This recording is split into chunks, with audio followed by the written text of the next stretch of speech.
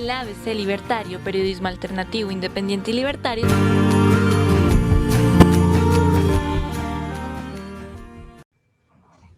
Estamos con la doctora Magdalena Bautista, ella es abogada, y pues hoy vamos a hablar otro tema de importancia que es sobre la propiedad horizontal. Bueno, y le decimos a ella bienvenida a este nuevo o segundo capítulo más bien de la propiedad horizontal, y con su sapiencia me imagino que usted investiga y no solamente de propiedad horizontal, sino de otros temas del derecho que usted le sabe transmitir a sus conocidos y ahorita todos los que nos vean a través de las redes sociales.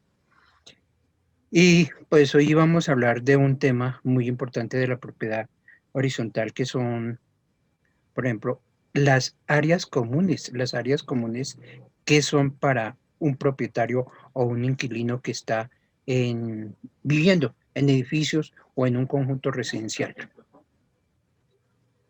Buenas noches, Carlitos, un gusto estar nuevamente en tu programa. Gracias. Espero que me escuches fuerte y claro, ¿sí? Sí, señora, ahí está. Sí. Gracias. Bueno, las áreas comunes son los espacios que están dentro de la copropiedad, que si bien están puertas adentro de la copropiedad, son de uso común, que quiere decir que cualquiera de los habitantes de esta copropiedad pueden darle uso responsable, con respeto, cuidarla, pero también disfrutarla, también hacer el uso y el goce que habla la Constitución de los bienes que pertenecen a la copropiedad. Dice usted darle el buen uso y el respeto de estos bienes o áreas comunes. ¿Y cuáles son en sí esas áreas comunes para que el propietario o el inquilino las disfrute? Estas áreas comunes están determinadas dentro del reglamento de propiedad horizontal y en el manual de convivencia. Cuando uno compra un bien dentro de una copropiedad, lo primero que le deben hacer entrega a uno después de hacerle la entrega del bien inmueble es el reglamento de propiedad horizontal, porque va a ser el manual con el cual se va a guiar esa copropiedad y toda esa comunidad que van a vivir allí. Y va a determinar, dentro de ese reglamento, se va a determinar cada una de esas áreas que se determinaron como comunes. Existen, como hablábamos en el programa pasado, existen unas áreas que si bien se llaman comunes, son de uso exclusivo, como los parqueaderos de los que hablábamos la semana pasada. Pero también hay unos espacios que son de uso libre y espontáneo y para el goce, como son por ejemplo, el salón social para hacer las reuniones, para hacer las festividades, para hacer las celebraciones, como son también el parque infantil que está dentro de la copropiedad, que fue diseñado y fue parte, el valor agregado de esa copropiedad cuando se vendió. No el parque que está afuera, que es la zona de sesión, que es lo que la mayoría de constructores hicieron hasta hace algunos años, cuando de pronto la norma no la estaban aplicando o no había rigurosidad, en especial en el distrito, para hacer cumplir ese lineamiento por parte del constructor. El constructor debe dejar unas áreas de uso público porque en contraprestación a ese uso que le va a dar y a esa cantidad a esa carga comunal que va a traer al sector, debe de alguna manera responderle a la comunidad que está en su entorno, y es ceder unos espacios y dejarlos para uso público, y generalmente son parques. De vez en cuando existen unos acuerdos diferentes a unas zonas verdes. Generalmente son esas zonas verdes, ya se toma la necesidad que haya en el sector dependiendo si hay más zonas verdes que están dándole un uso, por ejemplo, infantil o para recreación pasiva, entonces se trata de compensar con lo que falte. Esa, si bien es un área común, es pública, pero a lo que nos trae el tema el día de hoy, que son las áreas comunes dentro de la unidad residencial, también el constructor, cuando vende la propiedad, cuando vende este elemento, nos da un valor agregado con esas zonas para el disfrute.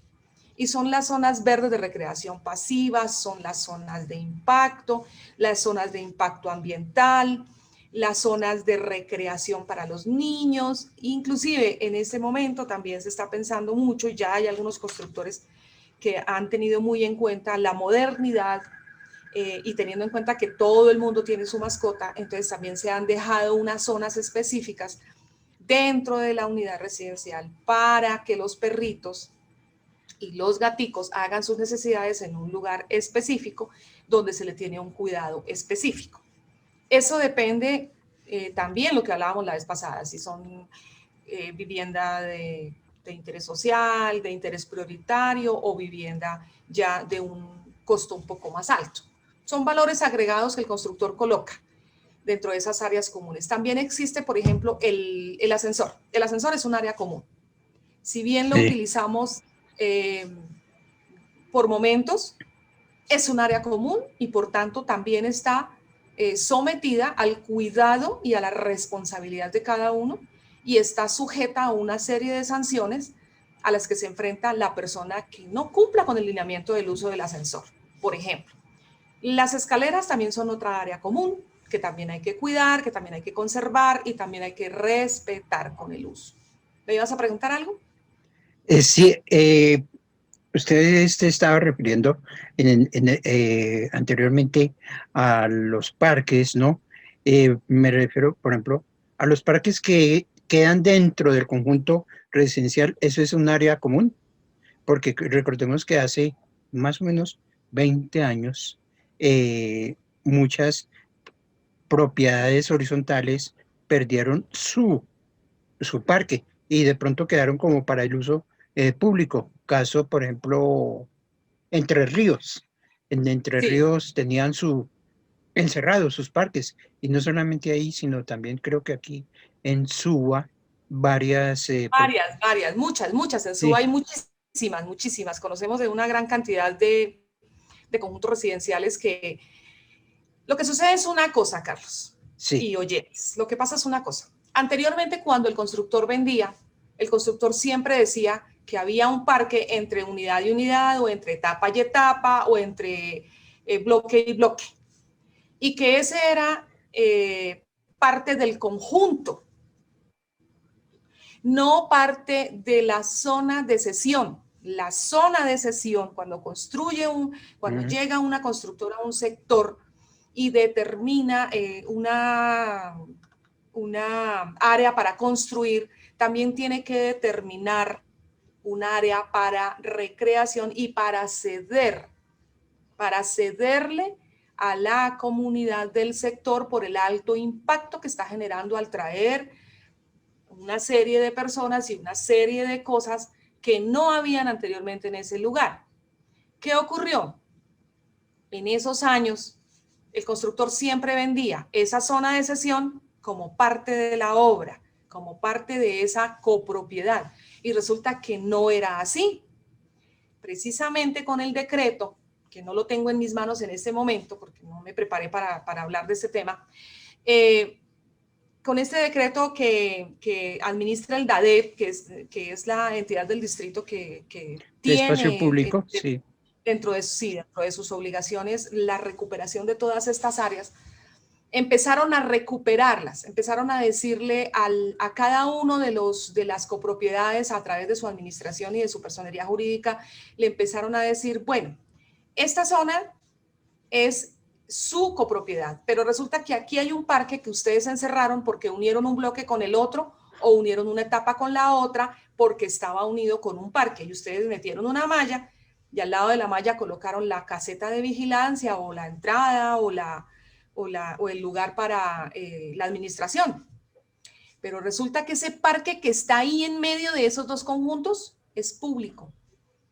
Por tanto, le ruego que me lo entregue, porque es del distrito, que fue lo que no hizo el constructor en su debido momento, que es lo primero que tiene que hacer antes de salir a ventas, es entregar esas zonas de cesión, porque se las tiene que dar al distrito para convertirlas en públicas, porque cuando el constructor compra el lote, lo compra todo, y dentro de ese lote tiene que determinar la zona que va con construcción, la zona de recreación de la misma copropiedad y la zona de cesión que le va a dar al público.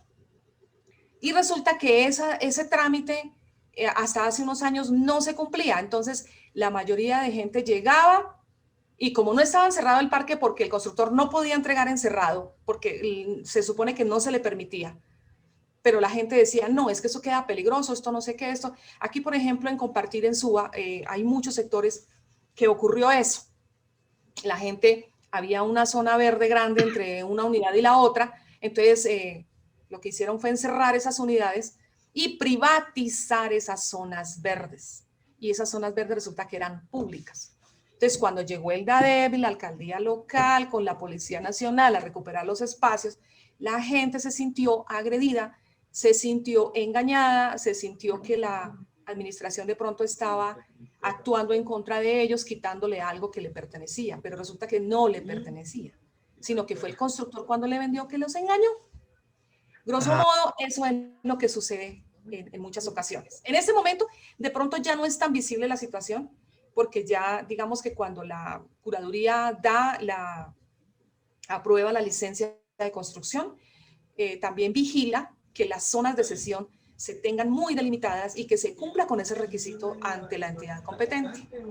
Ahí está el hábitat, está el DADEP, está la alcaldía local, está la curaduría. Hay 4 o 5 entidades que juegan un papel muy importante en el cumplimiento de ese requisito.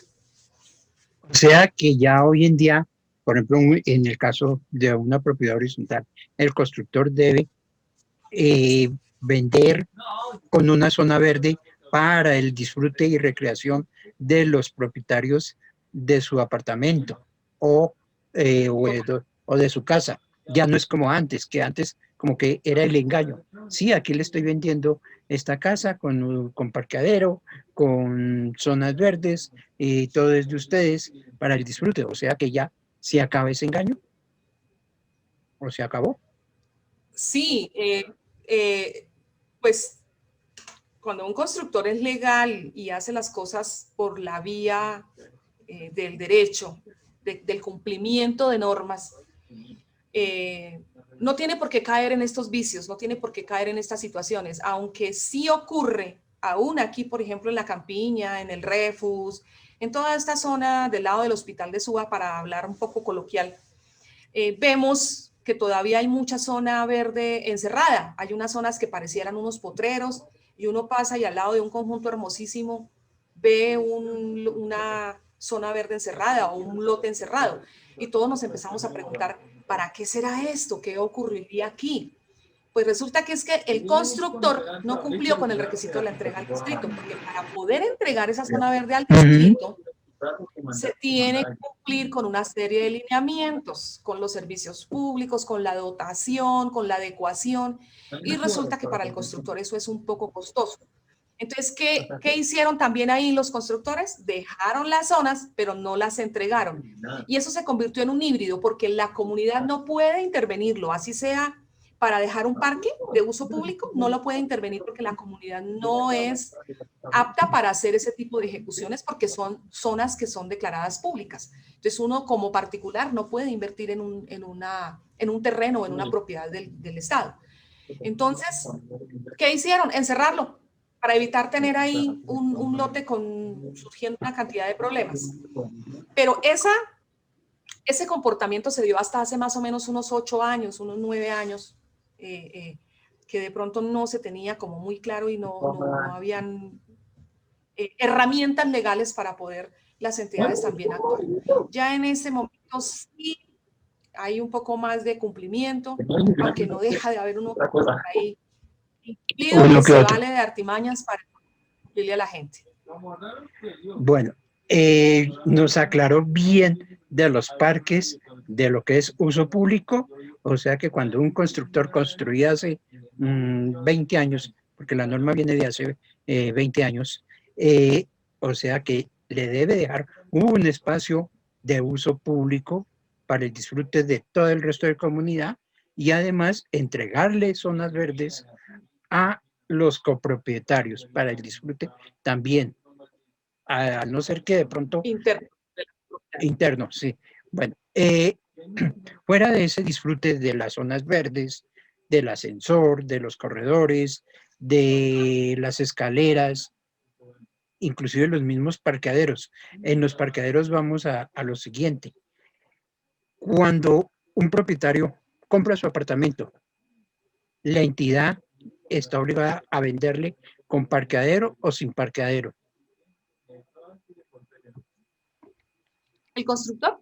Sí, señora. ¿Me preguntas el constructor? Sí, sí.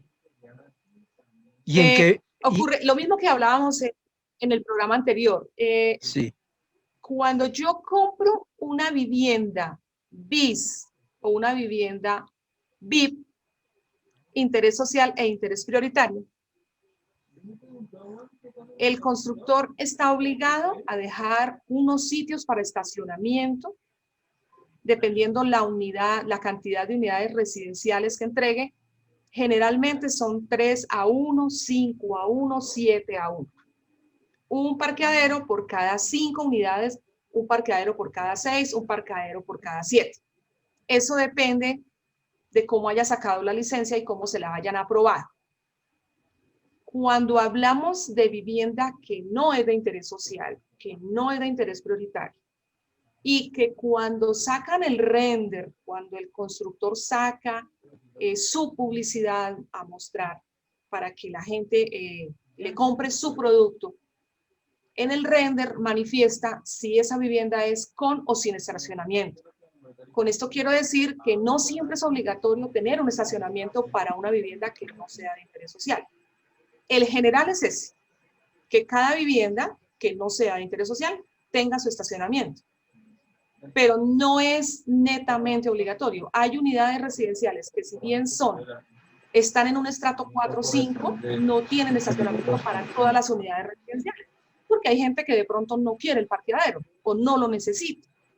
Entonces, no es obligatorio, digamos que no depende una cosa de la otra, pero el general sí, porque es que es un valor agregado. Cuando un constructor ofrece un apartamento muy hermoso en estrato 4 y 5, un apartamento de 100 metros cuadrados, de 90 metros cuadrados, y veces sin parqueadero, pues le está quitando el 50% de posibilidad de venta y le está quitando el 50% del precio.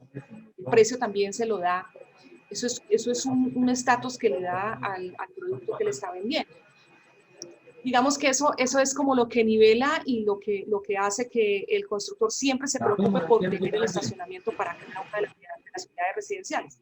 Y hay otros ejemplos que es como la otra cara de la moneda, que es que hay 2 estacionamientos por un solo parqueadero, por unidad, por una unidad residencial, perdón. 2 estacionamientos por una unidad residencial. Cuando hay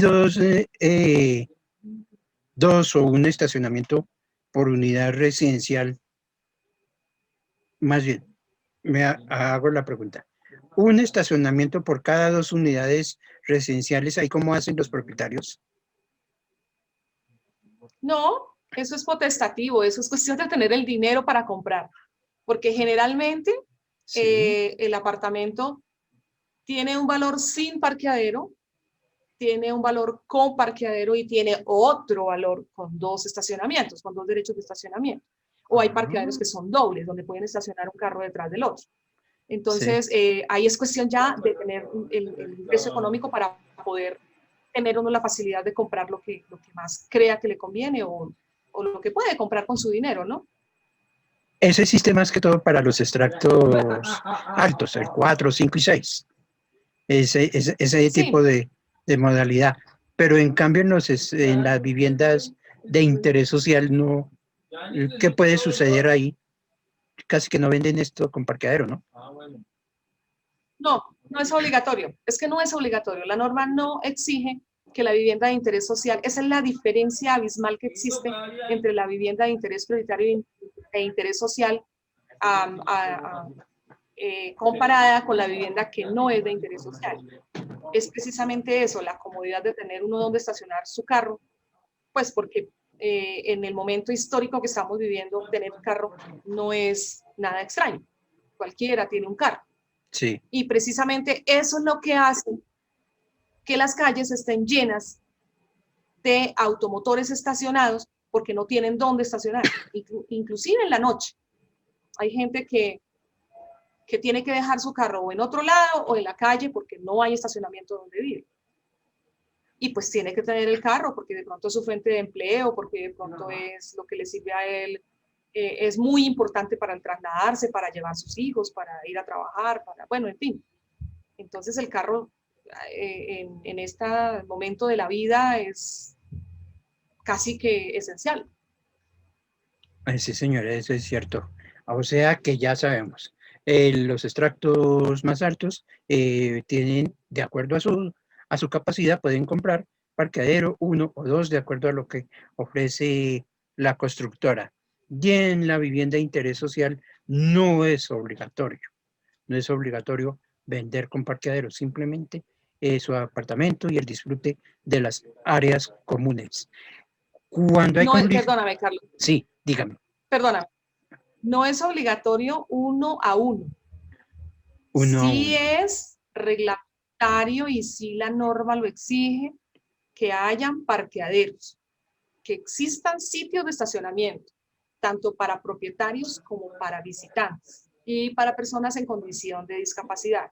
Sí son reglamentarios. Lo que no es obligatorio es 1 a 1. O sea, un apartamento, Un un parqueadero. parqueadero por un apartamento. Eso es lo Ya. que no es obligatorio. Ahora sí ya la entendí. Bueno, en las áreas comunes cuando se presentan cierta conflictividad, que porque el vecino me miró mal o porque de pronto estaban haciendo aseo y yo pasé por ahí, ¿qué pasa cuando hay ese tipo de conflictos? ¿Cómo se dirimen o se arreglan? En toda copropiedad debe existir el reglamento de propiedad horizontal del que tanto hemos replicado, Sí. y con base en el reglamento de propiedad horizontal y la ley 75 y la constitución política y todas las leyes que existen en normatividad ciudadana, debe existir también el manual de convivencia. Cuando no se tiene el manual de convivencia, se trabaja y se guía uno por el reglamento de propiedad horizontal y por la ley 675 ante los vacíos del reglamento. Uh-huh. Este tipo de actitudes generalmente tienen sanción y esas sanciones deben estar plasmadas o en el reglamento o en el manual de convivencia, y a falta de ellos dos es diseñar una política dentro de la copropiedad entre el consejo de administración, el comité de convivencia y la administración, donde se determine una especie de sanciones. Eso se hace, se diseña, se lleva a la asamblea y se somete a aprobación porque quien la aprueba es la asamblea. Pero digamos que ese tipo de actividades deben siempre salir del reglamento de propiedad horizontal, del manual de convivencia, y a falta de ellos, de los órganos de control, llevarlos a la asamblea para que la asamblea lo apruebe y empezar a sancionar, obviamente respetando el debido proceso y respetando el derecho de contradicción que tiene todo ser humano cada vez que se le va a condenar, entre palabras, entre comillas, por alguna actitud que tuvo, y se le va a convertir esto en una situación pecuniaria, le van a cobrar por un comportamiento que no fue lo mejor porque ya se sabía que eso no se podía hacer. Sí, es que el vivir en propiedad horizontal es complejo, es muy difícil para algunas personas.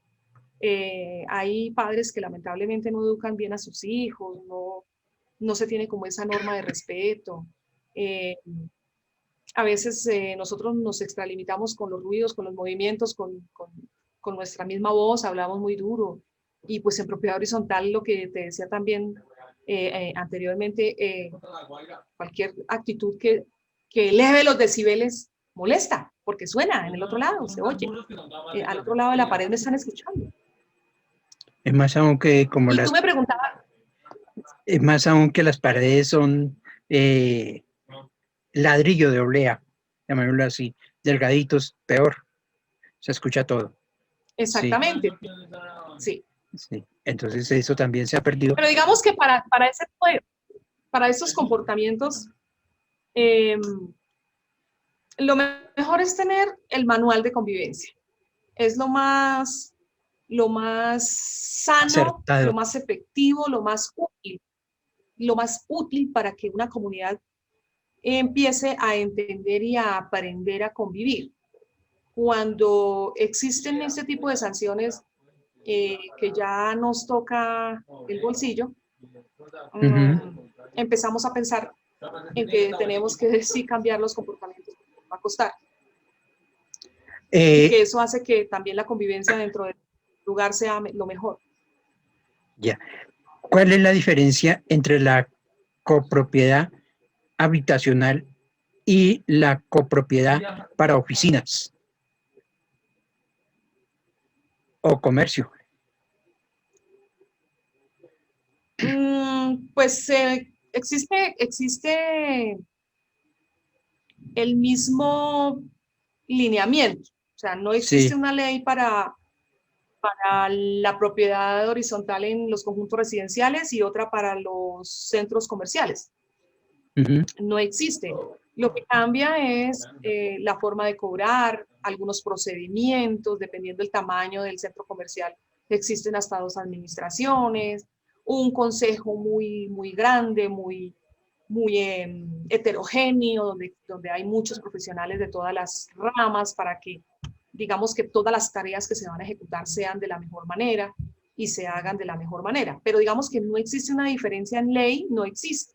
La administración sigue siendo la misma, las obligaciones siguen siendo las mismas. Hay unos lineamientos que cambian, por ejemplo, porque hay manejo de horarios, hay manejo de actividades comerciales.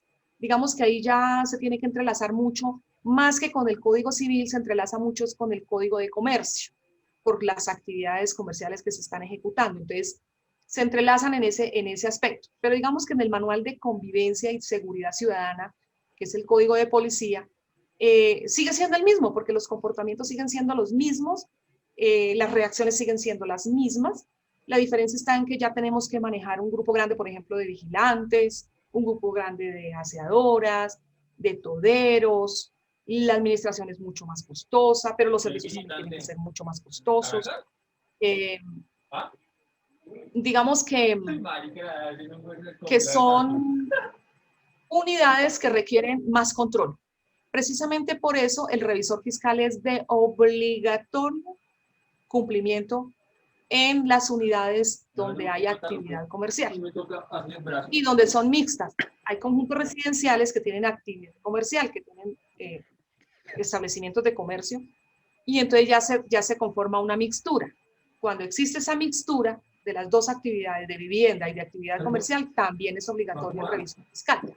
El revisor fiscal es como el palo en la rueda para muchas cosas y la persona que está ahí pendiente del cumplimiento de la personería jurídica y del Consejo de Administración y de las cuentas y de que todos los derechos y las obligaciones tengan equidad en el cumplimiento. Interesante esa parte, la diferenciación del, de ambas propiedades horizontales, tanto lo comercio como lo habitacional. Es interesante. Ya para ir finalizando, doctora Magdalena Bautista, y gracias por esos aportes, porque es una guía para todos los que nos ven en el ABC Libertario. Eh, ¿Qué consejos le puede dar usted a toda la gente y a todos los residentes en propiedades horizontales, tanto de comercio como habitacional? Bueno, como ciudadana y como copropietaria, el consejo que les puedo dar es que asistan a las asambleas, que den la discusión sana, que se escuche a los demás y que también se hagan escuchar, que respete para que lo respeten, que cumpla con los lineamientos para que no lo sancionen. que tenga a mano siempre, siempre, siempre, donde quiera que esté, en el conjunto residencial que esté, siempre debe tener a mano. Cada vez que llega uno a un conjunto en calidad de propietario, o en calidad de arrendatario, o en calidad de tenedor, debe siempre pedir el reglamento de propiedad horizontal. Hoy en día es muy fácil que le lleguen a uno todo ese parapeto, porque eso es una cosa gigante, generalmente tienen 100, 250, 300 hojas.